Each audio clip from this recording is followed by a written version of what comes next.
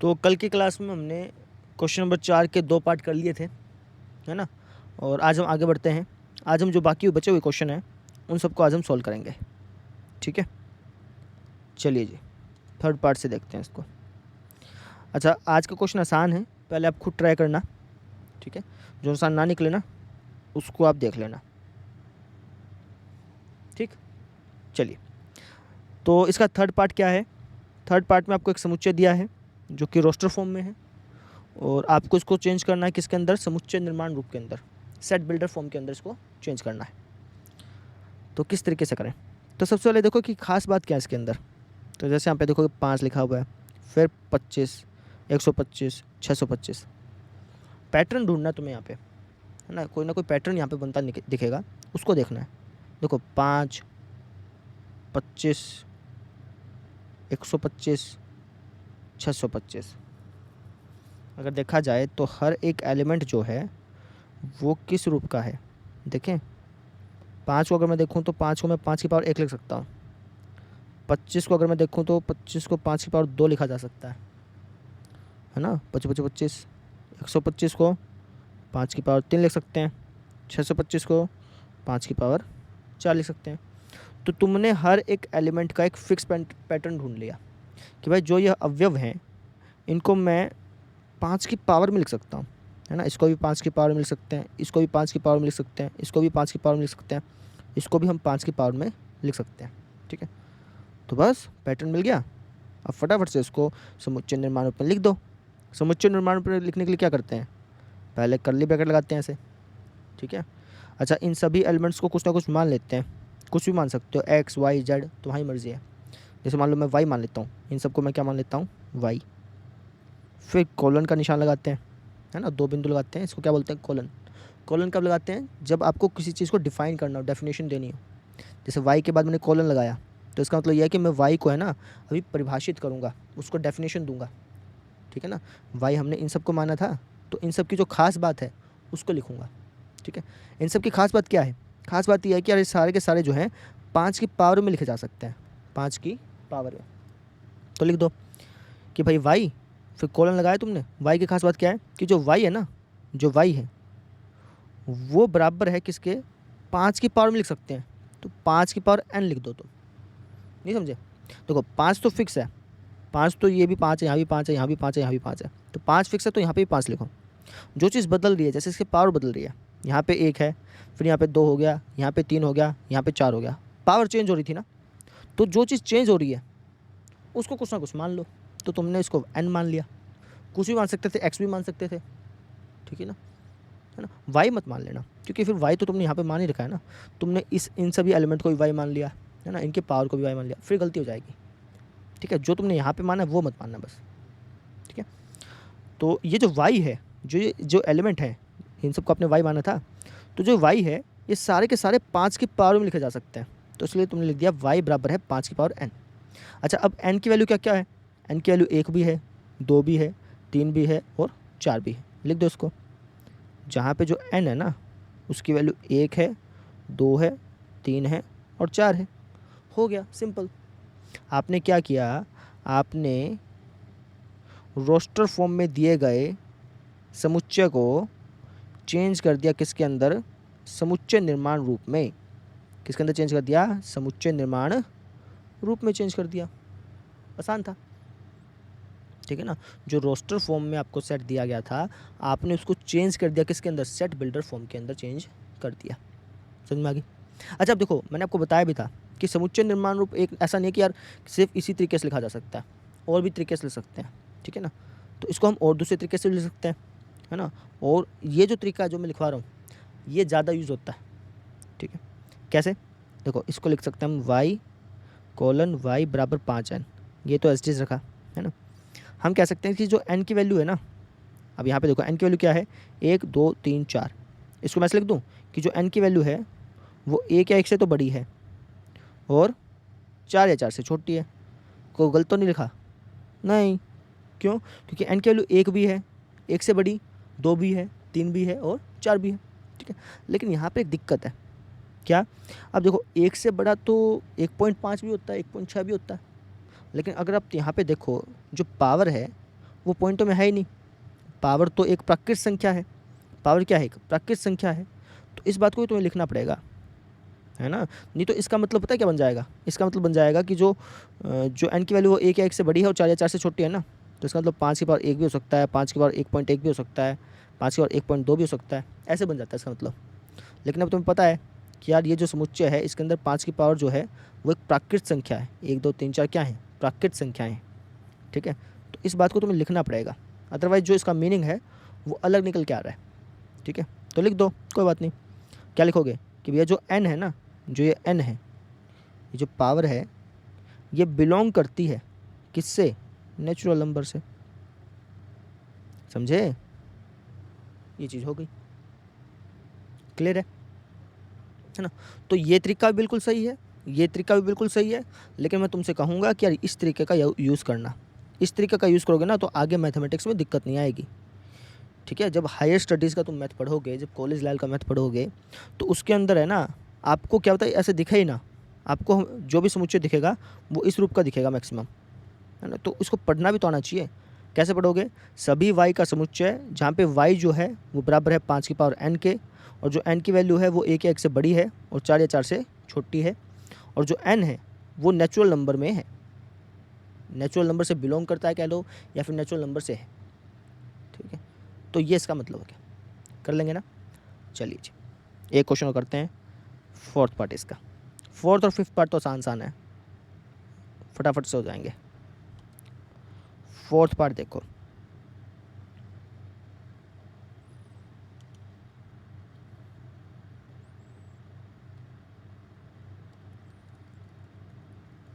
देखो जी, अब ये जो समुच्चय दिया गया है इसके अंदर एलिमेंट कौन से हैं, 2 4 6, और ऐसे ही चलते जा रहे हैं, ऐसे ही चलते जा रहे हैं, ठीक है ना। अब इस रोस्टर फॉर्म को आपको चेंज करना है समुच्चय निर्माण रूप में। कैसे चेंज करें, पैटर्न देखो, यहाँ पे कोई ना कोई पैटर्न बन रहा होगा। तो यहाँ पे देखोगे तो यहाँ पे 2 लिखा है, फिर 4 लिखा है, फिर 6 लिखा है। देखा जाए तो 2 का पहाड़ा चल रहा है यहाँ पे, किसका पहाड़ा चल रहा है, 2 का, है ना। तो अब देखो 2-3 तरीक़ों से ले सकते हैं।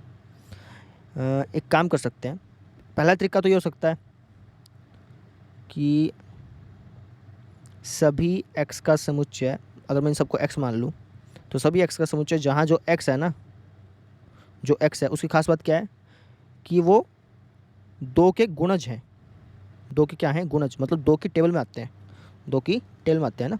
तो x 2 के गुणज हैं, ये भी ठीक है, कोई दिक्कत की बात नहीं है, इस तरीके से भी लिख सकते हो, ठीक है। और चाहो तो इसको और अच्छी तरह से लिखना, और अच्छी तरह का मतलब ये नहीं कि ये गलत है, ये भी सही है ना।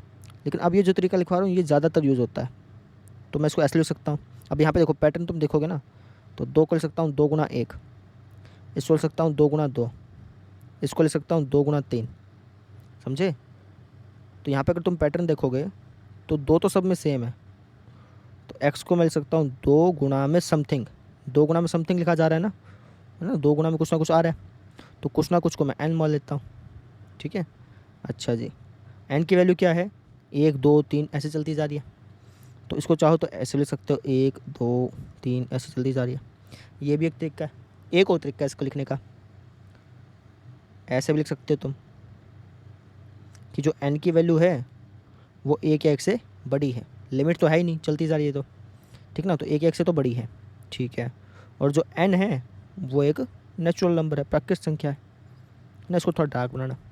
ये तीनों तरीके ठीक है भैया, कैसे यूज़ कर लो, लेकिन तुम्हें तीनों पता होने चाहिए। कई बार क्या होगा कि मैथमेटिक्स में ये लिखा मिलेगा तो तुम्हें पता होना चाहिए कि किसकी बात कर रहा है, कई बार ये लिखा मिलेगा तो तुम्हें पता होना चाहिए किसकी बात कर रहा है। बात क्लियर होगी, ये चीज़ है। तीनों ही तरीके ठीक है, वैसे कोई गलत नहीं है। अगले पे आ जाओ, 5वें पार्ट पे।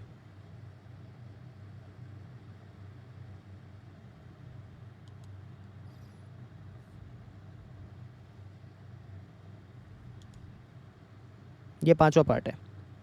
क्या बोला यहाँ पे, 1 4 9 ऐसे करते करते 100 तक जा रहा है ना।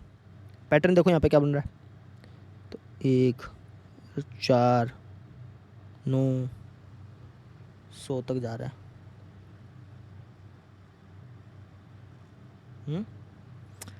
खास बात देखो क्या बन रही है इसके अंदर, मुझे पता चल गया, आपको पता चलनी चाहिए। देखो क्या इसके अंदर पैटर्न आ रहा है। वीडियो पॉज कर लो, जल्दी थोड़ी है, पॉज कर लो, बताएं। देखो ये जो एक है ना, इसको मैं लिख सकता हूँ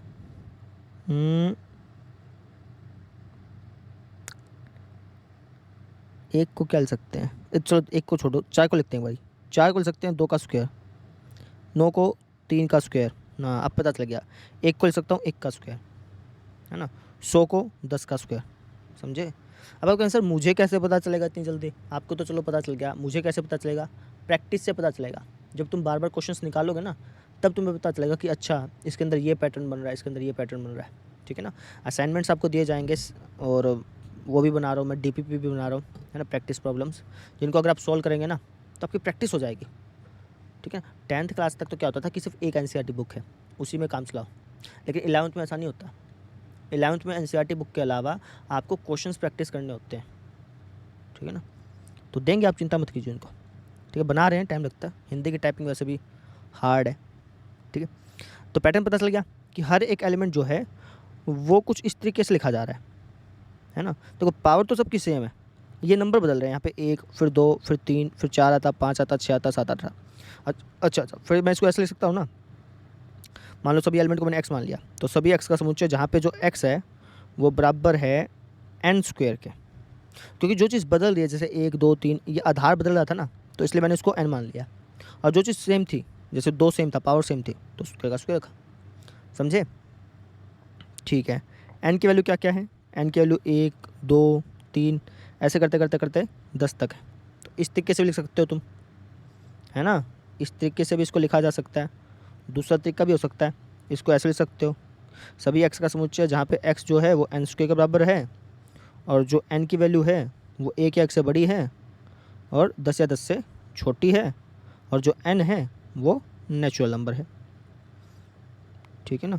अब देखो अगर तुमने ये नहीं लिखा n belongs to natural number, तो नंबर कट जाएंगे, क्योंकि इसका मतलब कुछ और बन जाएगा ना फिर, क्योंकि भैया 1 से बड़ा तो 1.2 भी होता है, लेकिन इस अगर तुम इसके अंदर देखोगे तो इसके अंदर जो है सिर्फ 1 2 3 ऐसे आ रहे हैं, 1.2 तो आ ही नहीं रहा, समझे। तो ये जो छोटी छोटी चीज़ें हैं ना, इनको थोड़ा सा ध्यान रखिएगा आप। क्लियर हो गया, चलिए। इस तरीके से भी लिख सकते हो, इस तरीके से भी लिख सकते हो, एक और तरीके से लिख सकते हो वैसे, है ना, वो आप खुद ब खुद सोचिए। जैसे हमने इसके अंदर लिखा था ना, हाँ एक और तरीके से लिख सकते हैं, लेकिन खुद ब खुद सोचिएगा। जैसे हमने यहाँ पर इसको लिखा था ऐसे, है ना, वैसे ही इसको भी ऐसे लिखा जा सकता है, ठीक है। खुद सोचिएगा एक बार, फिर बताएंगे आपको, ठीक है। चलिए, तो 4th क्वेश्चन हो गया अपना। 5वें क्वेश्चन पे आ जाइए। क्वेश्चन नंबर 5वां देखो क्या कह रखा है। बोला कि भाई निम्नलिखित समुच्चयों के सभी अवयवों को सूचीबद्ध कीजिए, मतलब आपको इनको रोस्टर फॉर्म में लिखना है। सूचीबद्ध कहो या रोस्टर फॉर्म कहो, दोनों एक ही चीज़ है। रोस्टर फॉर्म का दूसरा नाम सूचीबद्ध रूप भी है, ठीक है ना। आपको ये जो आपको समुच्चय दिए गए हैं, ये अभी दिए गए हैं किसमें, सेट बिल्डर फॉर्म में, समुच्चय निर्माण रूप में। इनको आपको चेंज करना है किसके अंदर, सूचीबद्ध रूप में, मतलब एक टेबल बनानी है, एक सारणी बनानी है इनकी, ठीक है ना। कैसे करेंगे वो देखो। पहला बोला है कि भैया ए एक सेट है ना, जिसमें सभी x का जो समुच्चय है ना, वहाँ पर जो x है वो एक विषम प्राकृत संख्या है। x क्या एक विषम प्राकृत संख्या है, तो बता दो विषम प्राकृत संख्याएं कौन कौन सी होती हैं। विषम मतलब वो नंबर जो 2 से भाग ना हो, है ना, और प्राकृत संख्याएं तो आप जानते ही हैं 1 2 3 4 5। तो 1 2 3 4 5 में ऐसी कौन सी संख्याएं हैं जो 2 से भाग नहीं होती। तो जैसे 1 हो गया, 3 हो गया, 5 हो गया, 7 हो गया, इस तरीके से चलता जाएगा। 3 बिंदु लगा देना। ये आपने क्या लिख दिया, ये आपने विषम प्राकृत संख्याओं का समुच्चय बना दिया, जो कि रोस्टर फॉर्म में है, समझे। सेकंड पार्ट देखो इसका। बोला कि सभी x का समुच्चय, जहाँ पे जो x है ना वो एक पूर्णांक है, पूर्णांक मतलब पूरा पूरा नंबर है, और जो x की वैल्यू है वो -1/2 से ज़्यादा है और 9/2 से कम है। -1/2 कितना हो गया, अगर इसको काटोगे तो 0.5 हो गया ना, इसको काटोगे तो 4.5 हो गया। हाँ ये तो 0.5 हो गया, -0.5, और 4.5, है ना। तो x की जो वैल्यू है -0.5 से तो बड़ी और 4.5 से छोटी। देख लेते हैं नंबर लाइन पे। लेट्स से ये 0 हो गया, ये माइनस का 0.5 यहाँ पे होगा कहीं, है ना। ये माइनस का 1 हो गया, लेट्स से, समझ गए। 1 2 3 4 और ये 4.5 हो गया। तो जो x की वैल्यू है वो किससे बड़ी है? वो बड़ी है भैया -0.5 से। इससे तो बड़ी है, इससे बड़ी है, इस पॉइंट से तो बड़ी है। बड़ी मतलब यहाँ वाली। और 4.5 से छोटी है, 4.5 से छोटी है मतलब ये वाली, है ना। तो ऐसे कौन कौन से पूर्णांक हैं जो -0.5 से बड़े हैं और 4.5 से छोटे हैं? पूर्णांक का मतलब ये वाले पूरे पूरे अंक, समझे। -0.5 से बड़ा तो अपना लेट्स से 0.5 भी होगा, है ना। 1.2 भी पाएगा, 1.3 भी पाएगा। लेकिन क्वेश्चन में क्या कहा गया? पूर्णांक। हमें सिर्फ पूर्णांक लेने हैं। क्या लेने हैं? पूर्णांक। पूर्णांक मतलब पूरे पूरे नंबर, जैसे 0 1 2 3 4। ये वो पूर्णांक हैं जो -0.5 से तो बड़े हैं और 4.5 से छोटे हैं। तो आप लिख दो 0 1 2 3 4, ये आपके पूर्णांक हो गए, समझे। चलिए थर्ड पे आ जाइए अब। सी भाग क्या बोल रहा है? सभी x का समुच्चय जहाँ पे जो x है ना वो एक पूर्णांक है, पूरा पूरा नंबर है, और जो x स्क्वायर है वो 4 या 4 से छोटा है ना। अब यहाँ पे बच्चे गलती कर देते हैं, वो सोचते हैं यार x स्क्वायर जो है ना वो 4 या 4 से छोटा है, तो दोनों तरफ रूट कर दूंगा तो यहाँ पे कुछ ऐसा आ जाएगा, ऐसा आ जाएगा, जबकि ये गलत है ना। क्योंकि जब ये जो तरीका है ना ये तब काम आता है जब ऐसा दिया हो, बराबर का निशान दिया हो ना, तब आप ऐसे कर दो, तब चलेगा, कोई दिक्कत नहीं। लेकिन ये कहलाता है इनइक्वलिटी। इसका एक चैप्टर भी है, चैप्टर नंबर 6 है लाइट मेरे ख्याल से, लीनियर इनइक्वलिटीज़, रैखिक असमीकाएँ। उसमें आप इसके बारे में सीखेंगे। अभी मैं आपको लॉजिकली समझा देता हूँ इसको, क्योंकि अगर मैं अभी इसको डीपली समझाने लग गया ना तो फिर हमें इसी चैप्टर में ढूंढना पड़ जाएगा, ठीक है ना। तो इसको समझो पहले, क्वेश्चन को क्या करके है कि भाई जो x है ना वो एक पूर्णांक है, और इस पूर्णांक की खास बात क्या है कि भैया इसका स्क्वायर जो है, इसका स्क्वायर जो x है उसका स्क्वायर 4 या 4 से छोटा है। तो ऐसे कौन से पूर्णांक हैं जिनका स्क्वायर करने पर 4 या 4 से छोटा है? तो आप कहेंगे सर 0, क्योंकि 0 का स्क्वायर जो है वो 4 से छोटा होता है ना। 1 का स्क्वायर भी 4 से छोटा ही होता है। 2 का स्क्वायर 4 के बराबर होता है ना, और बराबर ले सकते हो आप, ठीक है। -1 भी ले सकते हैं, क्योंकि -1 का स्क्वायर भी 4 से छोटा होता है। -2 का स्क्वायर भी 4 से, -2 का स्क्वायर भी 4 होता है ना, इसके बराबर हो गया, ठीक है। अच्छा 3 नहीं ले सकते आप, क्योंकि 3 का स्क्वायर भैया 9 हो गया ना, तो 9 4 से छोटा थोड़ी है। ना ही -3 ले सकते, क्योंकि -3 का स्क्वायर कितना हो गया? 9, वो भी 4 से छोटा नहीं है। तो इसका मतलब इस समुच्चय के अंदर सिर्फ ये संख्याएँ आएंगे, ये वाली संख्याएँ। समझ में आ गई? हम भी। चौथा क्वेश्चन देखो इसका क्या बोला है। भाई सभी x का समुच्चय है जहाँ पे जो x है ना वो ये जो शब्द है लोयल, इसका एक अक्षर है, ठीक है। इसके अंदर कौन कौन से अक्षर यूज़ हो रहे हैं? L O Y A और L, ये यूज़ हो रहे हैं। लेकिन मैंने आपको कल ही बताया था, नोट लिखाए थे ना कल, मैंने बताया था कि यार समुच्चय में कभी भी रिपीटेशन नहीं होती, अक्षर को सिर्फ एक ही बार लिखा जाता है।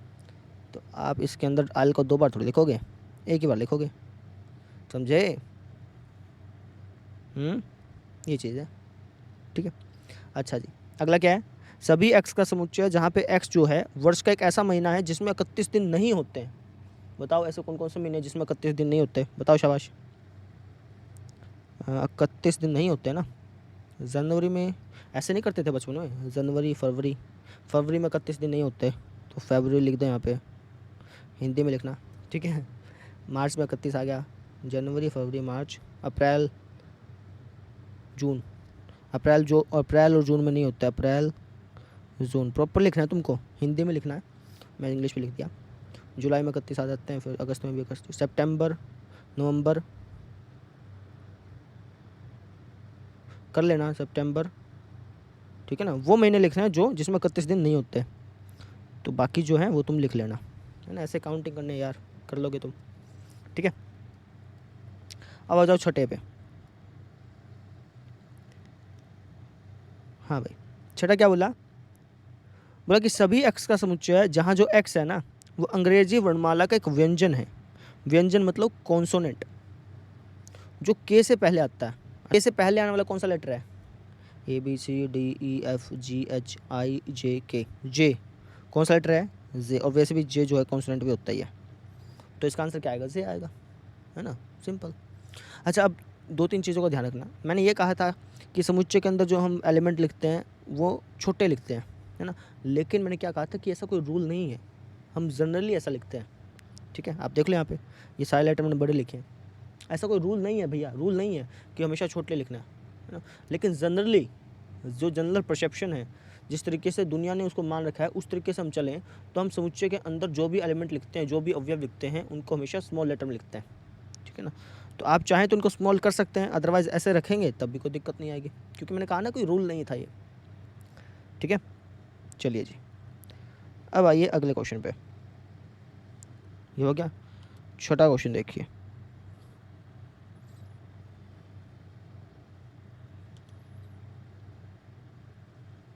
क्या बोला है कि भाई बाईं ओर रोस्टर रूप में लिखित और दाईं ओर समुच्चय निर्माण में वर्णित समुच्चयों का सही मिलान कीजिए। मतलब क्या है, आपको यहाँ पे मिलान करना है। बाईं ओर अगर देखोगे तो रोस्टर रूप में लिखा है, दाईं ओर अगर देखोगे तो समुच्चय निर्माण रूप में लिखा है, आपने यहाँ पे मिलान चिन्ह करना है ना। तो करते हैं, चलो। पहला है 1 2 3 6। ठीक है, इसको किसके साथ मिलाऊँ भाई? जैसे यहाँ पे लिखा है सभी अक्षर का समुच्चय जहाँ x एक अभाज्य संख्या है और 6 की भाजक है।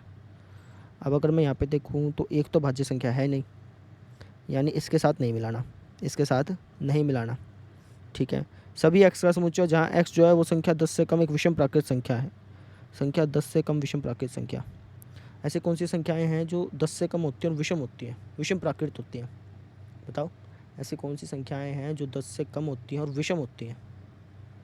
10 से कम हो, विषम हो, 10 से कम, लेकिन ये इसको तो ले नहीं सकते ना फिर भी, क्योंकि इसके अंदर तो 2 जो है वो सम है, यानी जो पहले वाला है इसके साथ भी मैच नहीं होगा। ठीक है, सभी x का समुच्चय जहाँ x एक प्राकृत संख्या है और 6 की भाजक है। अब अगर देखा जाए तो ये सारे के सारे अंक जो हैं 6 के भाजक हैं, मतलब 6 को भाग कर सकते हैं, है ना, और प्राकृत संख्या भी है, प्राकृत संख्या भी है, यानी ये जो है ना इससे मैच होगा। समझ में आई? नहीं आई? वापस देखो, जैसे मैंने इसको इसके मिला दिया, अब इसमें देखना, इसमें समझ में आ जाएगा। ठीक है, इसको मिला देते हैं। अब जैसे 2,3 है, अब इसको किससे मिलाऊँ, ए से, बी से या डी से? कैसे पता करेंगे? देखो, सबसे पहले यहाँ पे 2,3 एलिमेंट है ना। ठीक है, ए को पढ़ो। बोला कि सभी x का समुच्चय जहाँ x एक अभाज्य संख्या है, 2 और 3 अभाज्य तो हैं, ठीक है, और 6 की भाजक है, 2 और 3 6 को भाग भी करते हैं, यानी ये जो पॉइंट है इससे मिल जाएगा। ठीक है, अब यहाँ पे लिखा है अच्छा ठीक है, ये मैथमेटिक्स का वो पाएगा, मैथमेटिक्स अक्षर का समुच्चय है ये। ठीक है ना, ये रहा, इसके ये तो इसका साथ ही मिलेगा, साफ साफ दिख गया, क्योंकि इसमें लिखा है ना सभी x का समुच्चय जहाँ x जो है वो मैथमेटिक्स शब्द का एक अक्षर है, यही पाएगा। ठीक है, अच्छा, अब ये जो बच गया ये इसके साथ मिलेगा फिर, है ना, पढ़ भी लो फिर भी। सभी x का समुच्चय जहाँ x जो है संख्या 10 से कम एक विषम प्राकृत संख्या है, 10 से कम विषम प्राकृत संख्या है। अब अगर तुम देखोगे इनको, 10 से कम है और सारी की सारी विषम है, प्राकृत संख्याएँ भी है, तो इसलिए हमने इसको मिला दिया। बात समझ में आ गई? तो ये चीज़ें थी, कर लेंगे। ठीक है, समझ गए? चलिए जी, आज इतना ही करेंगे, कल हम करेंगे आगे। कल क्या पढ़ेंगे बता देता हूँ आपको। कल हम पढ़ेंगे रिक्त समुच्चय के बारे में, एम्प्टी सेट के बारे में पढ़ेंगे। ठीक है, और फाइनाइट सेट, इनफाइनाइट सेट, अच्छा टाइप्स ऑफ सेट्स के बारे में हम कल पढ़ेंगे, है ना भाई, सेट कितने टाइप के होते हैं, समुच्चय कितने टाइप के होते हैं। ठीक है, कल मिलते हैं फिर, थैंक यू।